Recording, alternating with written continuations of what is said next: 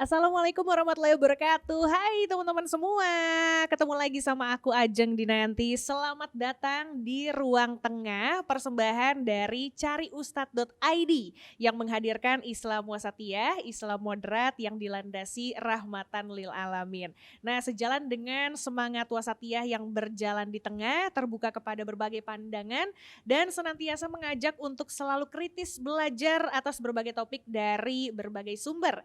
Nah, pada kesempatan ini kita akan ngebahas nih berbagai pertanyaan yang sering banget ditanyain di fitur Tanya Ustadz pada platform Cari Ustadz. Nah, pertanyaannya nih macam-macam dan banyak banget yang kayaknya muncul dari lingkungan sekitar kita juga ya, mulai dari keluarga, bisnis, kesehatan, sampai ke hukum negara. Nah, nanti ini tidak akan hanya dibahas dalam perspektif agama oleh Ustadz kita, yang kompeten juga pastinya nanti juga akan dibahas bersama para ahli di bidangnya. Nah, hari ini kita berkolaborasi dengan Inspigo, aplikasi podcast Indonesia untuk upskill diri. Ini merupakan podcast yang inspiratif dari speaker terkurasi, akan ngobrolin tentang karir, skill, wellness, sampai relationship. Kalau pengen tahu info lebih lanjutnya, follow aja Instagramnya @inspigo.id dan jangan lupa juga untuk download aplikasinya di Google Play atau di Apple App Store. Dan kita juga berkolaborasi bersama Kelas Penyiar Indonesia, sebuah platform dan tempat belajar public speaking dan broadcasting buat kamu yang pengen jadi seorang penyiar radio, pengen berkarir di televisi atau media digital masa kini. Silahkan follow Instagramnya @kelaspenyiar_id. Hai teman-teman semua yang ada di rumah, apa kabarnya? Semoga dalam keadaan sehat ya, dan semoga di bulan Ramadan ini penuh berkah, puasanya juga berjalan dengan lancar. Hari ini seperti biasa ketemu lagi untuk menjawab pertanyaan-pertanyaan yang sering banget ditanyain dari lingkungan sekitar. Nah, makanya nih sama aku langsung aku tanyain kepada para ahlinya, karena kita akan bahas tidak hanya dari perspektif agama tapi juga akan kita tanya dari perspektif hukum dan negara itu seperti apa sih. Kita akan ngobrolin tentang batas minimal usia pernikahan. Mungkin agak rancu di luar sana, apa sih bedanya nikah sama kawin, ada undang-undang pernikahan, ada undang-undang perkawinan, aku juga baru ngeh loh.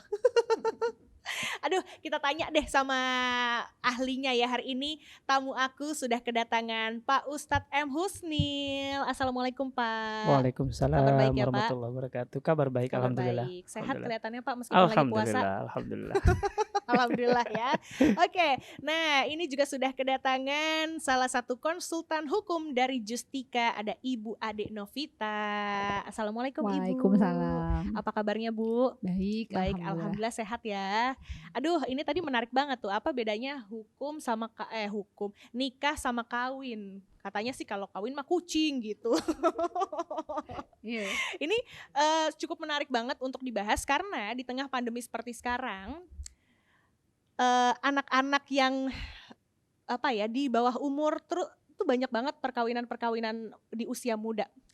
Pak Ustadz dan Ibu Ade gitu ya. Kita lihat di berbagai daerah ternyata ada loh usia 13 tahun, 15 tahun sudah melangsungkan pernikahan. Yang dimana kayaknya pernikahannya itu ya normal. Ada orang tuanya, seakan tidak apa-apa, merupakan hal yang normal. Sebenarnya kalau kita ngobrol dari segi ajaran Islam dulu ya Bu ya, ke Pak Ustadz dulu.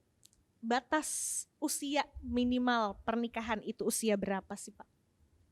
Nah, menarik karena secara fikih itu tidak ada batasan yang mutlak untuk menentukan seseorang menikah. Jadi ketika akil balik ya sudah dia bisa dinyatakan menikah gitu. Nah, batasannya kadang kan memang hormon tuh beda-beda ya Bu. Iya. Ada yang usia 9 sudah yang perempuan sudah mengalami haid, terus kemudian laki-laki juga usia belasan sudah mimpi basah dan sebagainya, udah mengalami fase akil balik. Nah, akil balik itu artinya sudah bisa berpikir rasional. Nah, kan berbeda. Nah, anak itu kan kalau dalam Islam tuh ada beberapa tingkatan. Nah, tingkatan yang paling tinggi itu kan namanya akil balik. Jadi dia sudah bisa menentukan baik buruk perbuatannya gitu ya. Kalau dia melakukan ini zina berarti dia buruk gitu. Kalau dia melakukan nikah maka itu baik. Nah, secara definitif tidak ada itu. usia berapanya tuh nggak ada gitu, secara definitif gitu. Tetapi yang paling pasti adalah kesiapan psikologi dan mental dan fisiknya gitu. Psikologi dan fisik. Nah, itu yang jadi penting. Nah, dalam konteks ini kita hidup di Indonesia bukan hanya berlandaskan kepada hukum Islam fikih saja gitu, tetapi kita juga terpaku kepada aturan yang mengikat di kita. Itu ada aturan undang-undang pernikahan. Kalau tidak salah kemudian diperbarui baru ya Bu ya.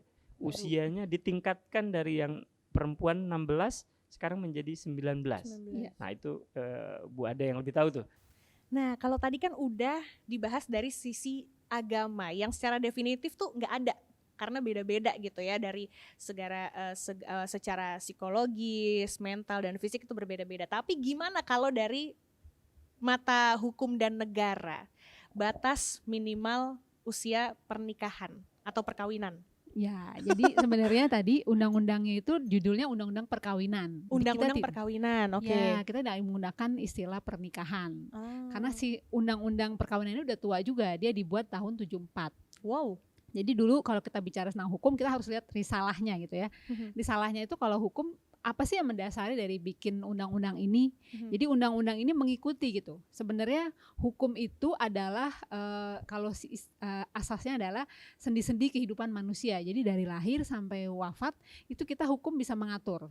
Jadi ada bayi dalam janin sudah timbul hak waris perdata misalnya gitu ya. Itu topik lain nanti menarik. Kemudian ya ini ketika dia juga ingin menikah itu juga soal hukum sehingga diatur. Di tahun 74 baru disusun. Sebenarnya dulu di tahun 74 pernikahan itu biasa 12, 8 tahun gitu ya. Karena zaman dulu boleh menikah. Betul, zaman dulu pendidikan tertinggi SMP gitu ya.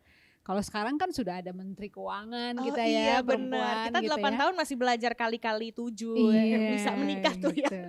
Karena teknologi berkembang, hukum kesehatan berkembang, psikologi berkembang. Nah, jadi istilah tadi yang tadi 12 dinaikkan ke 16 di tahun-tahun kemarin saya salah satunya advokat yang mengaju ke Mahkamah Konstitusi mengubah dari 16 ke 18. Karena sejak awal tahun 74 sudah tidak imbang antara perempuan dan laki-laki 19, perempuan di 16.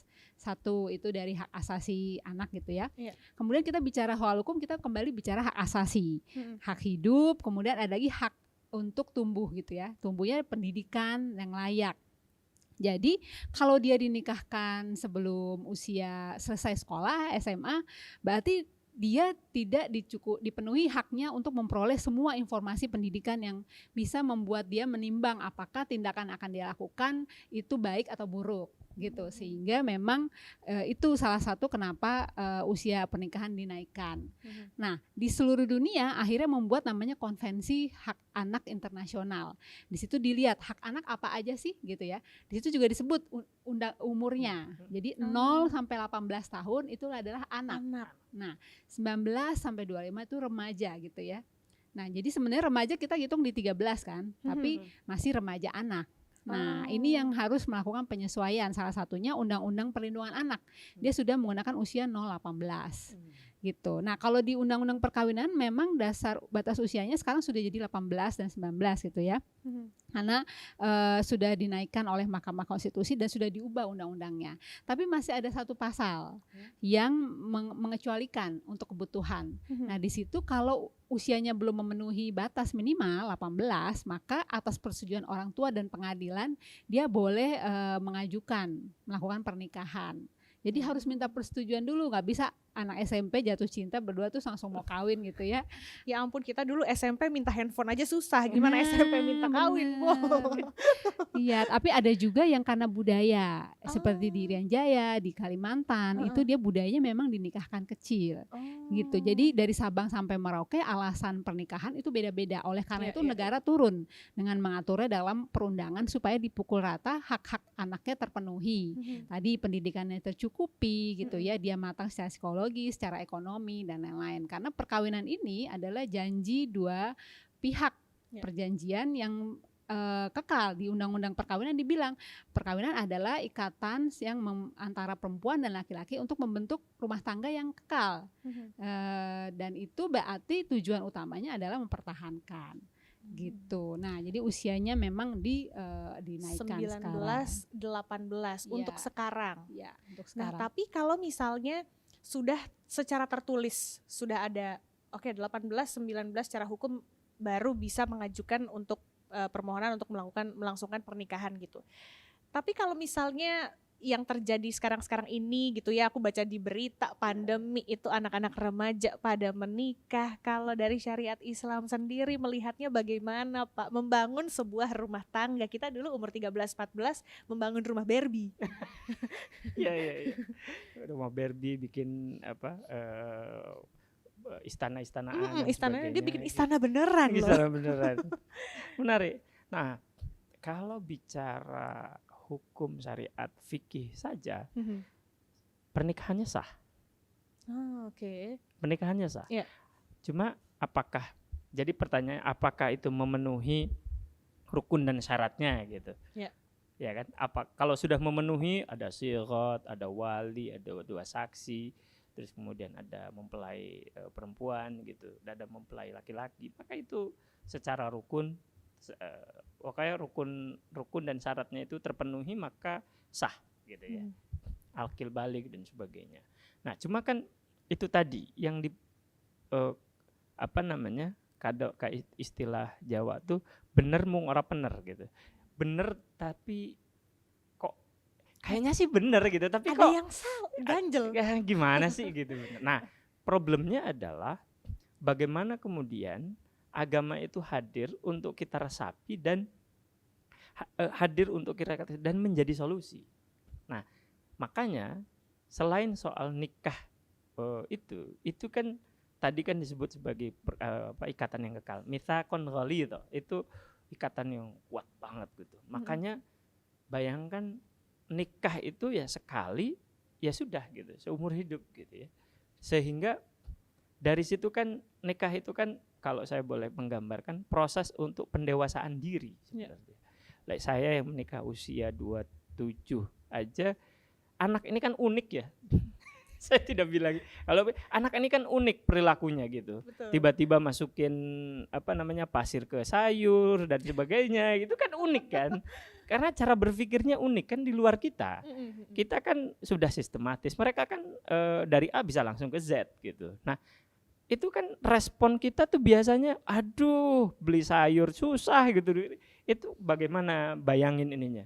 Nah, respon untuk merespon hal kayak gitu itu diperlukan kebijaksanaan untuk kita nih dari sisi orang tua.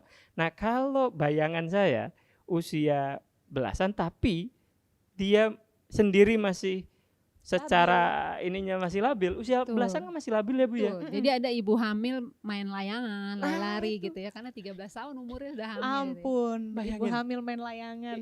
Bagaimana memastikan bahwa hubungan rumah tangga dan mendidik anak dan sebagainya itu bisa menjadikan sebuah keluarga yang sakinah, mawaddah dan rahmah. Sakinah itu bukan berarti nggak ada berantem. Sakinah itu kata sakinah itu artinya tenang, tetapi tenang yang setelah badai. Bayang nggak pernah lihat film John Deep itu kan kapal itu ketika badai wah itu kan porak-poranda. Tapi ketika laut tenang. Nah, tenang itulah yang namanya sakinah. Artinya apa? Artinya bahwa dalam rumah tangga ribut yaitu bumbu tuh gitu. Itu bumbu cinta kan. Kalau tanpa ribut nggak mungkin nggak cinta. Bosen. Nah, tetapi untuk menanggapi itu kan susah Bu. Yang nggak WA nggak dibaca doang. Pulang-pulang marah. Ngamuk. Oh, yang lain dibalas enggak gitu kan jadi problem tuh. Nah, tapi kan kalau kebijaksanaan dan sebagainya itu kan perlu proses. Nah, bayangin kalau usia 13 bikin status aja terus dibalas status lagi berarti waduh ini drama akhirnya. Nah, kayak sinetron yang itu tuh rame banget. Makanya kemudian dalam konteks itu kita sih mendorong bukan cuma dari aspek fikih saja, tetapi kita mendorong bagaimana kemudian negara memberikan perlindungan secara konkret kepada kita sebagai muslim untuk melaksanakan itu gitu. Sehingga kalau mau menikah itu ya sudah matang, usia 25 dan sebagainya gitu. Itu menurut saya lebih baik. Jadi ada pilihan lain gitu. Bukan, jadi menurut saya lebih menarik bukan aspek sah atau tidaknya. Kalau sudah sah, tapi kok yang gimana Kok ya gitu. kurang pantas gitu. Iya, iya, kurang, betul. belum deh. Bener. Belum gitu. gitu, belum. Jadi lebih baik mungkin nanti gitu. Iya. Nanti. Nah, ini tadi setuju banget gitu ya, dimana hukum dan negara itulah yang pada akhirnya mengambil peran dalam melindungi kita yang beragama muslim agar bisa menjalankannya sesuai syariat Islam, membangun rumah tangga yang sakinah mawaddah warahmah. Makanya dibikin peraturan itu ya Bu ya. Ya, makanya akhirnya para karena negara urutan yang undang-undang mau dirubah banyak, kita ini ke masyarakat punya hak sebenarnya untuk mengajukan perubahan undang-undang. Kalau undang-undangnya dirasa tidak cocok, jangan dilanggar, tapi diubah. Salah satunya kita ke Mahkamah Konstitusi, itu yang kita lakukan bersama teman-teman perempuan. Nah, karena ada ada istilah lagi yang berbeda. Kalau ini kita bicara tentang tadi perkawinan anak, jadi usia anak 0-18. Tapi kalau dari 19 ke 25 itu perkawinan dini. Jadi dia belum matang secara ekonomi, sebelum kerja. 19 sampai berapa Bu tadi? 25. 25. Itu perkawinan dini. Jadi kuliah belum gitu ya. Cara menyusui hamil itu gimana? Itu mungkin belum dapat edukasinya di SD sampai SMA. Nah, itu perkawinan dini. Nah, tapi secara undang-undang kita hanya bisa mengatur untuk awal ini kita mengatur di 0-18 setidaknya tidak ada anak mengandung anak gitu. Gitu. Bener ya juga gitu. Nah, tapi kalau ini harusnya ada dokter kali satu lagi ya, kita kenapa sih perkawinan dini juga beresiko gitu. Nah, karena ini kita bicaranya sebenarnya ketika secara kesehatan gitu ya, waktu itu ahlinya menyampaikan ternyata pertumbuhan reproduksi anak perempuan dan laki-laki itu baru matang mulai di usia 19. Walaupun dia sudah haid gitu ya, tapi tulang-tulangnya untuk siap bereproduksi gitu ya, rahimnya dan lain-lain untuk tidak menimbulkan resiko kesehatan itu baru mulai di 19. Itu kenapa anak-anak dahulu yang dilindungi dari kematian, karena angka kematian ketika usia perkawinan terlalu banyak di usia anak-anak, angka kematian tinggi. Ini negara harus nurunin anak-anak dan yang kematiannya, sehingga untuk awal dilindungi ini dulu. Tapi 1925 itu lebih ke edukasi tadi, kuliah, psikologi, mental, ekonomi gitu ya. Jadi wirausaha dulu gitu ya, nabung dulu. Tahu sendiri kan bayar DP mahal, DP gedung. Karena kalau secara hukum yang tadi perkawinan itu perjanjian. Jadi dia tadi ketika dia berjanji di hadapan Tuhan gitu ya, menandatangani, dia berarti punya resiko nanti siap jadi ayah dan ibu. Kalau udah siap jadi ayah ibu, siap punya anak. Kalau anaknya nggak bisa diurus, dia jadi melanggar hak anaknya, pidana nanti. Iya, apalagi ketika sudah ya menikah itu bukan hanya perjanjian bersama pasangan, dua keluarga, tapi juga perjanjian secara vertikal dan juga horizontal gitu ya. Apalagi once udah punya anak, komitmennya seumur hidup, itu udah lain cerita lagi. Menarik ya teman-teman pembahasan hari ini. Ini nih tadi yang cukup ke trigger adalah ternyata di usia 19 sampai 25 itu usia pernikahan dini. Masih dini tuh. Jadi di usia-usia kamu nih yang di usia di pernikahan dini, santai aja, tenang aja, udah deh, nggak usah dihiraukan obrolan-obrolan tetangga yang suruh nikah cepet-cepet, nikah buru-buru. Emang bisa nikah diburu-buruin, apalagi disuruh-suruh. Kok emosi? Ini nih pribadi nih kayaknya nih. Lumayan. Kalau boleh nambahin sebenarnya, menurut mazhab Imam Malik, hukum nikah itu pada dasarnya beragam. Jadi tidak seperti sholat. Sholat itu wajib, ya kan? Zakat itu wajib, puasa itu wajib. Tapi kalau nikah itu tingkatannya beragam. Dari mulai sunnah, wajib sampai haram. Jadi ada sunnah yang nikah yang haram, ada. Situasi yang pernikahan itu jadi haram itu ada. Ada. Di situ disebutkan, ini di dalam fiqh al madhabil arba'ah, misalnya disebutkan haram illam yakhsha, kalau dia tidak takut zina. Artinya dia kalau ya bisa ya dia ya kuat lah gitu, kira ibarat nggak bakalan aneh-aneh gitu. Dia di sisi lain dia kuat terhadap godaan, tetapi dia belum bisa mencari uang. Bayang nggak? Nah, kalau ada anak muda jomblo terus kemudian dia godaan cewek dan santai gitu, ya kan? Terus tapi dia tidak bisa mencari uang, maka haram bagi dia. Karena apa? Karena itu akan mendolimi keluarganya. Nah, itu di Undang-Undang Perkawinan diatur tuh. Jadi kalau mau nikah harus bisa memberikan nafkah sandang pangan dulu. Nah, yang menarik penambahan dari redaksi kalangan Imam Malikiyah, madhab Malikiyah, itu jikapun misalnya dia udah bisa nih menghasilkan uang gitu kan, udah bisa kerja gitu, tapi ternyata jadi gembong narkoba, haram. Karena apa? Nggak mungkin tuh. Taunya mafia. Mafia. Nggak mungkin. Halal ya. Nah, itu nggak halal. Artinya apa? Harus dipastikan dia bisa mencari uang yang halal. Karena apa? Pada dasarnya agama ini memang hadir untuk memberikan keadilan. Pertama, kedua menyebarkan kebaikan. Lah kalau melakukan keharaman ya nggak mungkin baik, pasti itu. Pasti gitu. Ada aja. Ya karena memang kita pengen hidup bahagia dong. Betul. Yang pertama ya kan. Jangan cuma mau enak di dunia aja. Di akhirat juga harus dipikirin ya. Nah, penting itu. Mungkin kaya raya tapi ternyata gembong narkoba kan, waduh, di akhirat dipertanggungjawabinnya jadi susah ya Pak kalau ya. ketangkep terpisah sama keluarga. Iya, kalau ketangkep malu aibnya. Aduh, semoga hari ini obrolan kita seru banget ya Pak Ustadz dan juga Bu Ade. Semoga teman-teman di rumah juga bisa menikmati dan dapat ilmunya, insight-nya. Jangan lupa diresapi baik-baik ya. Diaplikasikan ke kehidupannya masing-masing. Dan tentunya ingin mengucapkan terima kasih untuk Pak Ustadz Husnil dan juga Ibu Ade Novita atas hari ini obrol-obrolannya. Sehat-sehat terus ya Pak. Amin. Bu. Semoga lancar puasanya, ibadahnya. Amin. Dan semoga bisa ketemu lagi di lain kesempatan di situasi yang lebih baik lagi. Amin. Kalau gitu buat teman-teman di rumah jangan sampai kelewatan episode-episode menarik lainnya. Sampai ketemu. Wassalamualaikum warahmatullahi wabarakatuh. Waalaikumsalam warahmatullahi wabarakatuh.